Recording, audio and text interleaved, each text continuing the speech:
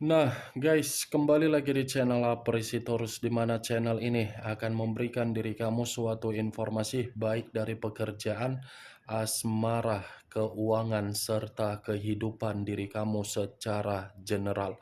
Sebelum saya memberikan suatu informasi dari berbagai aspek yang barusan saya katakan tadi, saya juga mengingatkan kepada teman-teman, informasi yang saya berikan terhadap diri kamu bukan suatu acuan untuk kamu ambil dan untuk kamu terima. Saya hanya bisa memberikan diri kamu suatu informasi berdasarkan kartu yang saya pegang ini. Diri kamu hanya bisa berencana terhadap kehidupan kamu, akan tetapi di balik dari informasi dan perencanaan tersebut, lagi-lagi yang menentukan adalah Sang Pencipta. Sebelum saya mengambil satu persatu kartu yang saya pegang ini secara acak, saya juga mengingatkan kepada teman-teman apabila ketemu dengan channel saya agar menekan tombol subscribe-nya dan menyalakan loncengnya supaya next video saya lebih semangat untuk memberikan suatu informasi baik terhadap kondisi energi kamu, manusia yang selama ini kamu prioritaskan, serta pihak ketiganya. Oke wah geng, sama seperti biasanya saya tidak memiliki judul atau topik yang akan saya angkat atau yang akan saya bahas, tetapi saya akan berusaha untuk berbagi cerita dari setiap kartu yang akan saya ambil nanti secara acak. Apakah cerita di balik dari kartu tersebut akan memberikan suatu gambaran yang bersifat positif atau kebalikannya? Kita langsung saja. Saya akan mengambil beberapa kartu, di mana kartu yang akan saya ambil nanti bisa saja bersifat resonate, bisa saja tidak bersifat resonate. Semuanya saya kembalikan terhadap pola pemikiran kamu, semuanya saya kembalikan terhadap situasi energi yang kamu miliki untuk saat ini.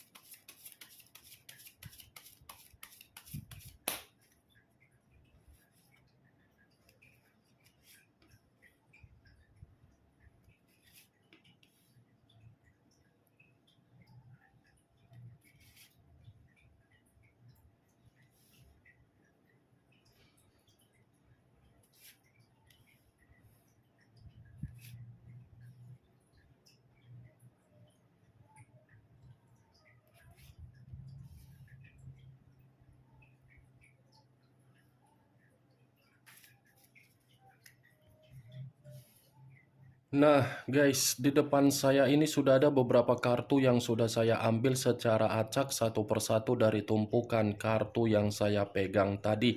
Apakah informasi atau cerita di balik dari kartu yang ada di depan saya ini akan memberikan suatu gambaran yang bersifat positif atau kebalikannya? Kita langsung terhadap kartu pertama. Muncul kartu ini.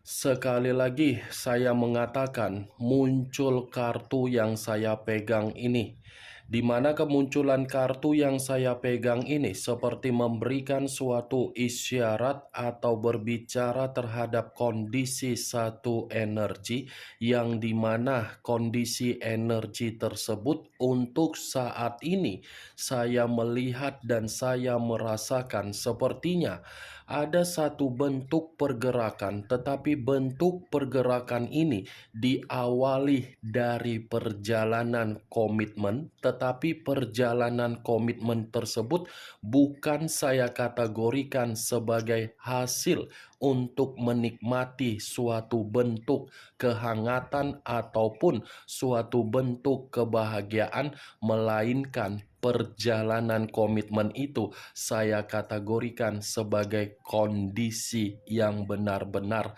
tercekik. Kenapa saya mengatakan kondisi tercekik terhadap satu energi yang saya katakan tadi?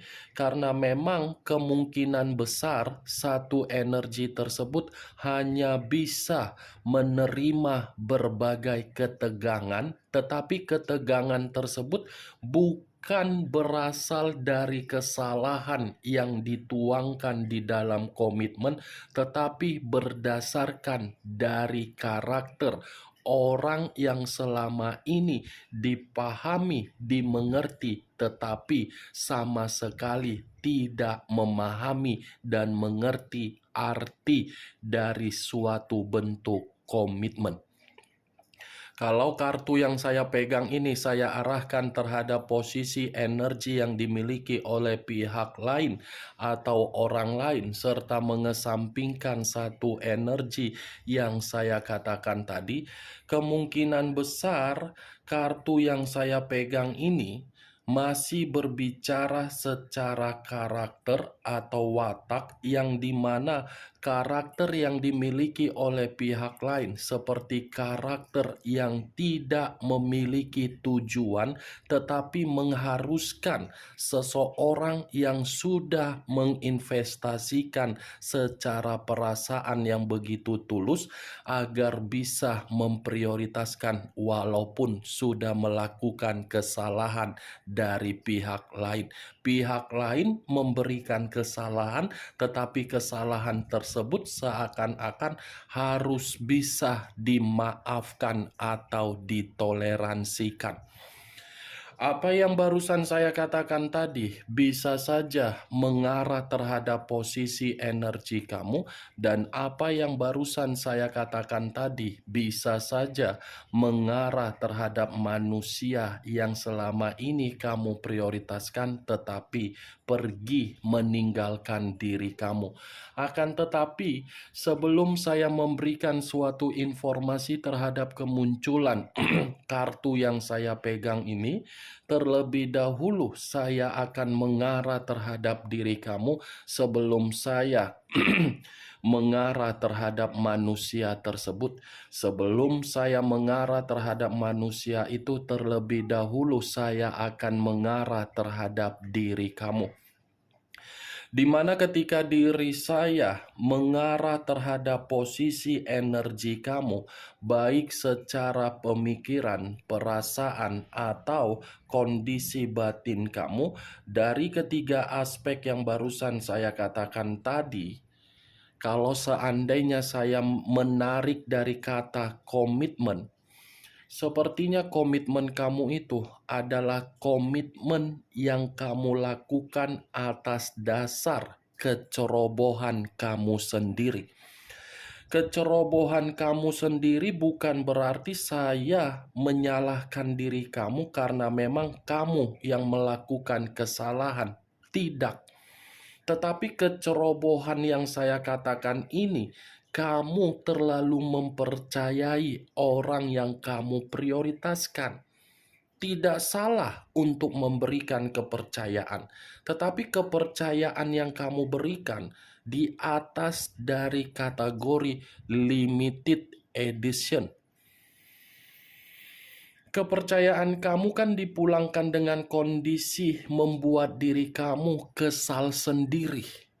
Kepercayaan yang kamu berikan dipulangkan agar diri kamu merasa emosional sendiri, yang dimana kekesalan dan emosional kamu seakan-akan membuat pemikiran kamu bertanya-tanya, di mana posisi diri saya yang sebenarnya ketika saya menghargai komitmen yang saya lakukan.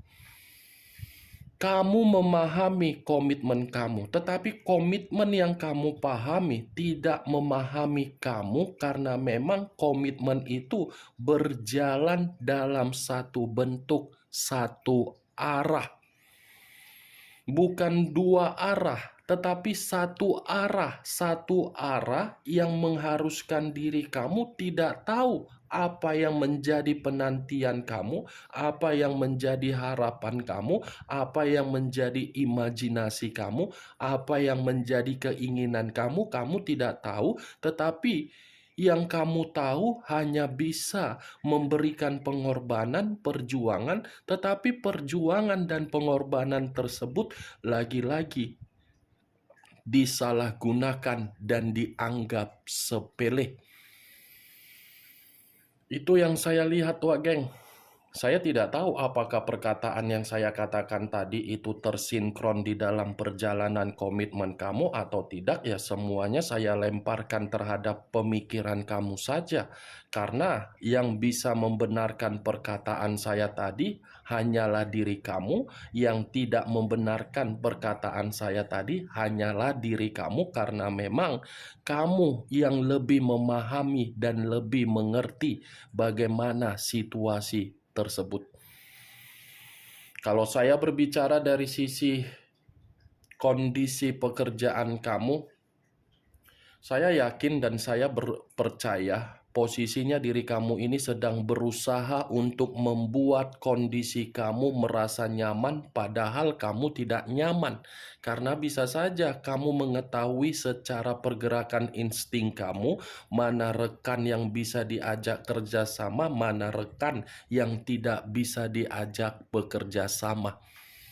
Begitu juga terhadap situasi keuangan kamu, yang dimana kondisi keuangan kamu mengetahui selama ini mengalir seperti air yang mengalir, tetapi kamu tidak mampu untuk memberikan suatu sikap yang tegas di dalam keuangan kamu sendiri.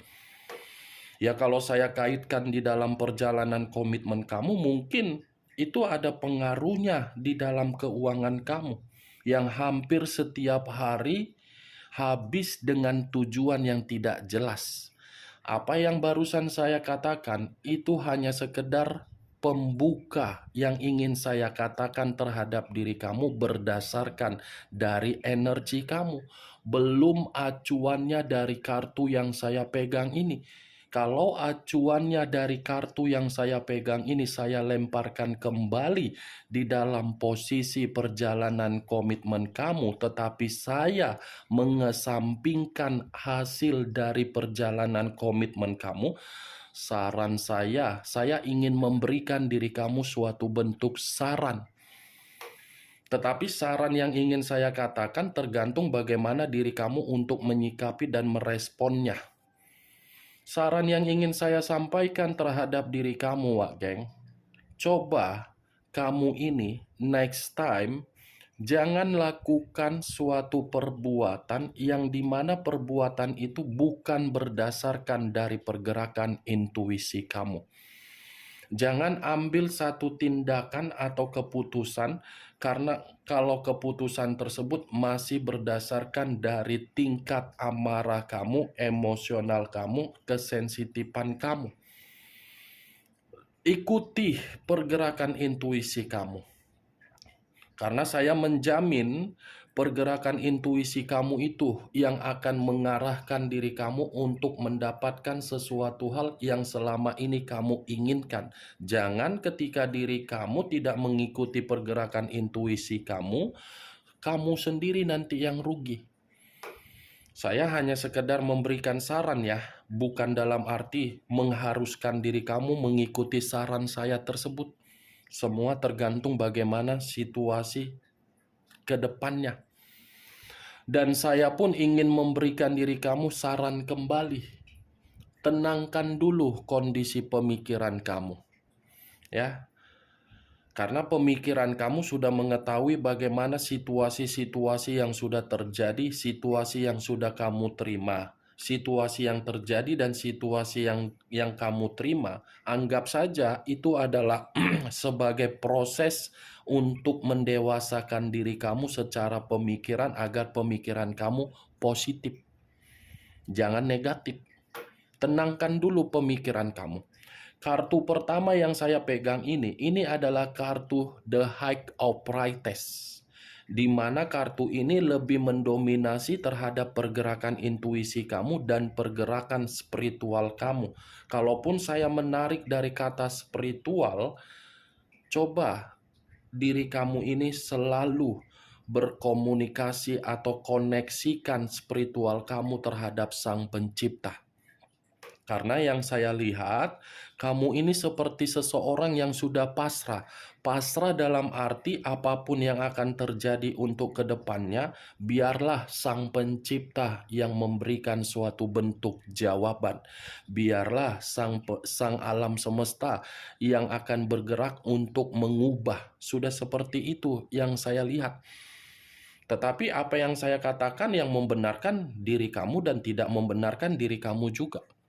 Ini kartu The High of Priestess. Kalaupun saya mengaitkan terhadap posisi energi yang dimiliki oleh manusia yang meninggalkan diri kamu, saya rasa kartu ini pun seakan-akan mengatakan manusia itu mengabaikan diri kamu dan meninggalkan diri kamu. Itu adalah suatu pergerakan yang dimana pergerakan tersebut bukan berdasarkan dari kemauan batin dia, tetapi kemauan dari pemikiran atas dasar kebodohan dia. Kenapa saya mengatakan kebodohan secara pemikiran? Karena pemikiran dia itu akan membuat diri dia merasa ada suatu pergerakan yang dimana pergerakan tersebut akan membuat manusia tersebut merasa tegang. Akan selalu menimbulkan ketegangan secara sosial, secara konflik, dan secara pemikiran yang tidak waras yang akan dia terima. Kemunculan kartu yang saya pegang ini memang di awal perkataan saya tadi saya mengatakan posisi pergerakan energi kamu. Tetapi bukan berarti saya ingin membahas energi kamu secara 100%. Yang ingin saya bahas mengenai manusia tersebut. Karena tadi sudah satu sinyal yang saya katakan manusia itu bergerak atas dasar kebodohan dia. Apakah kebodohan dia itu akan memberikan suatu faktor yang akan menjatuhkan dia atau meruntuhkan dia dari kartu yang saya pegang ini, atau mungkin kartu yang belum saya bukakan ini akan mendukung atau kebalikannya. Muncul kartu Page of Pentacles. Page of Pentacles terdiri dari satu koin. Kalau saya mencoba menarik kata koin, koin ini seperti mengatakan dari posisi keuangan. Ternyata pergerakan dia berdasarkan kebodohan dia, itu membuat keuangan dia secara tidak langsung sudah miskin. Miskin dalam arti apa? Keborosan dia, yang dimana keborosan dia terlalu memiliki sifat yang begitu sangat ambisius agar bisa memberikan kemewahan dari apa yang dia prioritaskan. Ternyata kebodohan dia sudah berdampak terhadap keuangan yang jatuh miskin. Keuangan yang tidak bisa saya kategorikan stabil, keuangan yang tidak bisa saya kategorikan memiliki suatu bentuk kebutuhan agar dia menerima pencapaian.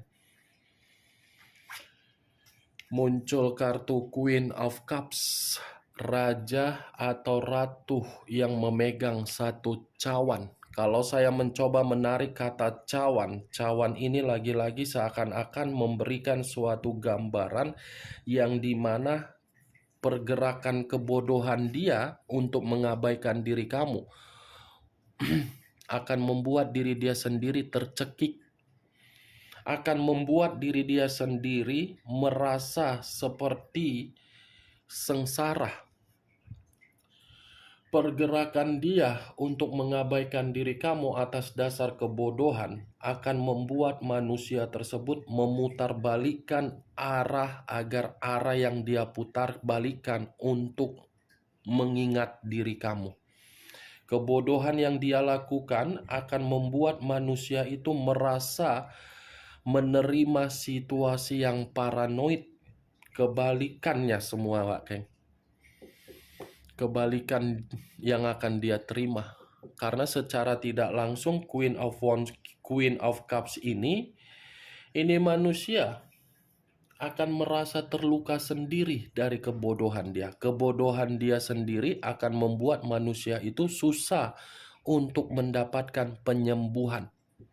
Kalaupun saya mengatakan penyembuhan itu beradanya dari siapa, ya dari diri kamu. Tetapi ketika mendapatkan penyembuhan dari diri kamu, saya rasa belum tentu kamu itu memberikan secara total. Muncul kartu Four of Cups, terdiri dari 4 cawan. Kalau saya mencoba menarik satu cawan dari keempat cawan yang barusan saya katakan, satu cawan yang saya tarik ini seperti memberikan suatu gambaran pergerakan yang dia lakukan untuk mengabaikan diri kamu dengan kebodohan dia. Kebodohan dia itu yang akan membuat manusia tersebut frustasi. Kebodohan itu yang akan membuat manusia tersebut kecewa. Kebodohan itu yang akan membuat manusia tersebut masih saja fokus dan merenung dan melamun perihal diri kamu. Kebodohan itu yang akan membuat manusia tersebut merasa ada kesadaran bahwasannya dia yang salah. Kebodohan itu yang akan membuat manusia tersebut seakan-akan tidak memiliki suatu bentuk motivasi di dalam kehidupan dia untuk kedepannya.